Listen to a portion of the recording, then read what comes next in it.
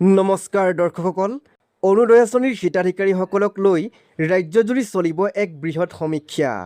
ইতিমধ্যে মুখ্যমন্ত্ৰী মহোদয়ে ঘোষণা কৰিছে যে আগষ্ট মাহৰ পৰা প্ৰতিজন অৰুণোদয় আঁচনিৰ হিতাধিকাৰীয়ে লাভ কৰিব ধন। কিন্তু ইয়াৰ লগে লগে ৰাজ্যজুৰি লাখ লাখ অৰুণোদয় আঁচনিৰ হিতাধিকাৰীৰ কৰ্তন হ'ব নাম। সমগ্ৰ ৰাজ্যতে চলিব এই সমীক্ষা আৰু সমীক্ষাৰ পিছতেই নিৰ্ধাৰণ কৰা হ'ব কোনে এই আঁচনিখনৰ পৰা ধন লাভ কৰিব আৰু কোনে এই আঁচনিখনৰ হিতাধিকাৰী তালিকাৰ পৰা বঞ্চিত বা নাম কৰ্তন হ'ব। গতিকে অৰুণোদয় আঁচনিৰ আগষ্ট মাহৰ ধন কোনে লাভ কৰিব আৰু কাৰ কাৰ নাম আগষ্ট মাহৰ অৰুণোদয় আঁচনিৰ হিতাধিকাৰী তালিকাৰ পৰা কৰ্তন হ'ব, এই বিষয়ত আজিৰ এই ভিডিঅ'টোৰ জৰিয়তে আমি বিতংকৈ আলোচনা কৰিম। গতিকে অনুগ্ৰহ কৰি ভিডিঅ'টো অকণমানো স্কিপ নকৰি সম্পূৰ্ণকৈ চাব। প্ৰিয় দৰ্শকসকল, ৰাজ্যৰ লাখ লাখ অৰুণোদয় আঁচনিৰ হিতাধিকাৰী আই মাতৃ তথা বাইদেউসকলৰ বাবে লৈ আহিছোঁ এক অত্যন্ত জৰুৰী খবৰ বা আপডেট। আপুনি যদি অসম চৰকাৰৰ অৰুণোদয় আঁচনিৰ এজন প্ৰকৃত হিতাধিকাৰী তেন্তে আজিৰ এই খবৰ বা আপডেটটো আপোনাৰ বাবে অত্যন্ত গুৰুত্বপূৰ্ণ। প্ৰিয় দৰ্শকসকল, অৰুণোদয় আঁচনিৰ হিতাধিকাৰীৰ তালিকাত হ'বলৈ গৈ আছে এক বৃহৎ সালসলনি।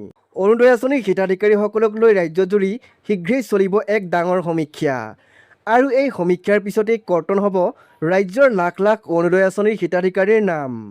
দৰ্শকসকল, এতিয়া কথাটো হ'ল এই সমীক্ষাৰ পিছতেই কাৰ কাৰ নাম অৰুণোদয় আঁচনিৰ হিতাধিকাৰী তালিকাৰ পৰা বাদ পৰিব নতুবা কৰ্তন হ'ব। দৰ্শকসকল, অৰুণোদয় আঁচনিৰ হিতাধিকাৰীসকলক লৈ প্ৰশাসনৰ তৰফৰ পৰা জাৰি হোৱা জাননীৰ পিছতেই এতিয়া ৰাজ্যজুৰি চলিব অৰুণোদয় আঁচনিৰ হিতাধিকাৰীসকলৰ বাবে এক বৃহৎ সমীক্ষা আৰু এই সমীক্ষাৰ পৰাই নিৰ্বাচিত হ'ব আগষ্ট মাহৰ অৰুণোদয় আঁচনিৰ হিতাধিকাৰীসকলৰ নাম আৰু বাদ পৰিব পূৰ্বৰ বহুতো অৰুণোদয় আঁচনিৰ আৰ্থিক সাহায্য লাভ কৰি অহা হিতাধিকাৰীসকলৰ নাম।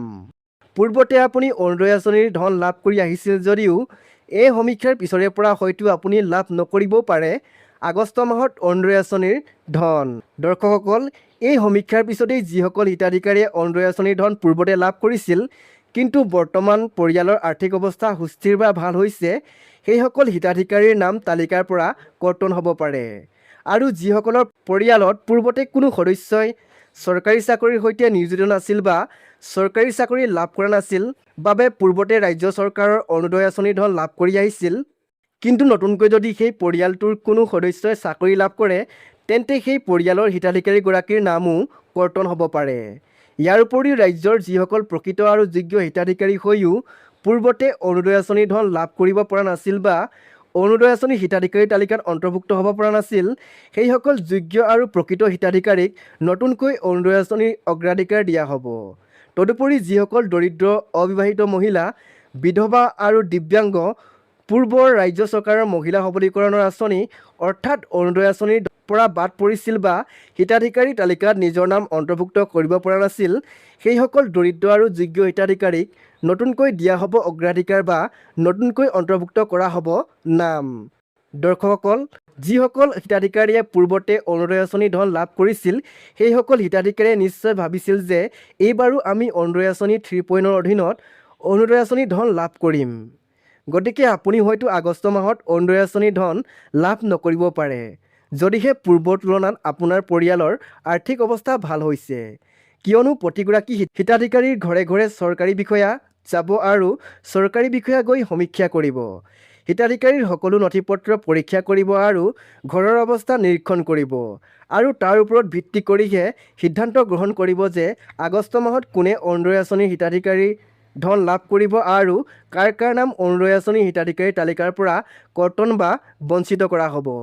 দৰ্শকসকল, অৰুণোদয় আঁচনিৰ নিকা আৰু স্বচ্ছ কৰাৰ লক্ষ্যৰে এই সমীক্ষা চলোৱা হ'ব, যিহেতু ৰাজ্যৰ বহু পৰিয়ালৰ পূৰ্বতে ঘৰৰ অৱস্থা ভাল নাছিল আৰু তাৰ বাবে অৰুণোদয় আঁচনিৰ ধন লাভ কৰিছিল, কিন্তু এতিয়া এনে বহু হিতাধিকাৰীৰ পৰিয়াল আছে যিসকল পৰিয়ালৰ আৰ্থিক অৱস্থা টনকিয়াল হৈছে আৰু বহুতো পৰিয়ালৰ সদস্যই চৰকাৰী চাকৰি লাভ কৰিবলৈ সক্ষম হৈছে।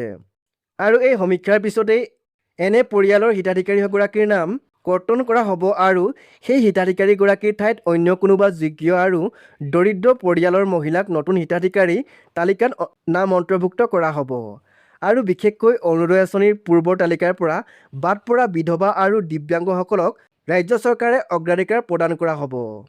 কিন্তু দৰ্শকসকল, ৰাজ্য চৰকাৰৰ এই সমীক্ষাৰ পিছতো আপোনাৰ যদি নথি পত্ৰবিলাক সঠিক নহয় তেন্তে আপুনি অৰুণোদয় আঁচনিৰ হিতাধিকাৰীৰ অগ্ৰাধিকাৰ প্ৰদান কৰিলেও অৰুণোদয় আঁচনিৰ ধনৰ পৰা বঞ্চিত হ'ব লাগিব।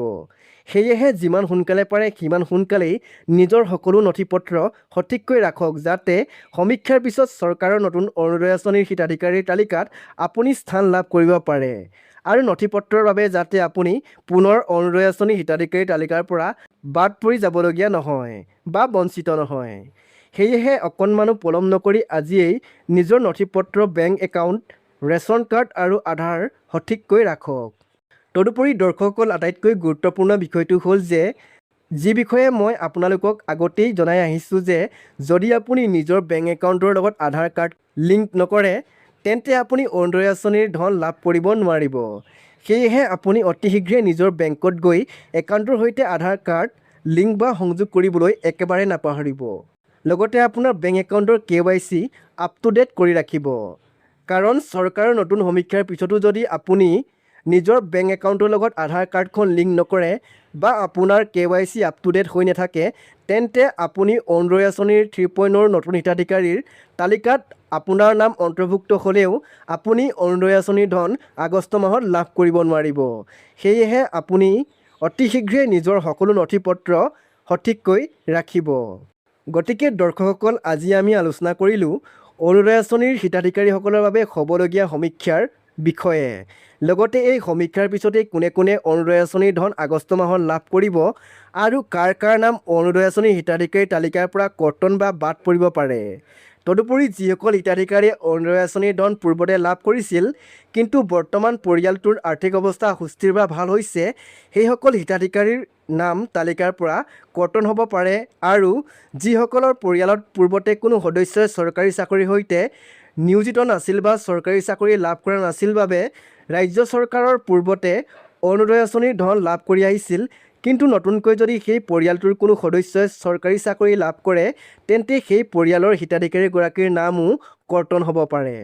দৰ্শকসকল আশা কৰোঁ এই ভিডিঅ'টোৱে যাতে আপোনাৰ বহু প্ৰশ্নৰ উত্তৰ দিবলৈ সক্ষম হৈছে আৰু এই ভিডিঅ'টো যদি আপোনাৰ বাবে উপযোগী বুলি অনুভৱ কৰিলে তেন্তে আন হিতাধিকাৰীসকলৰ লগতো নিশ্চয় শ্বেয়াৰ কৰিব যাতে তেওঁলোকেও সময় থাকোঁতেই নিজৰ আধাৰ লিংক, বেংক একাউণ্ট আৰু KYC সম্পূৰ্ণ কৰি ল'ব পাৰে।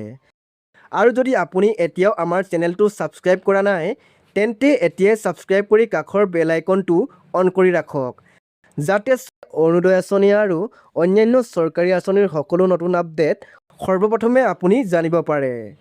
ধন্যবাদ। পুনৰ লগ পাম নতুন এটা গুৰুত্বপূৰ্ণ আপডেটৰ সৈতে।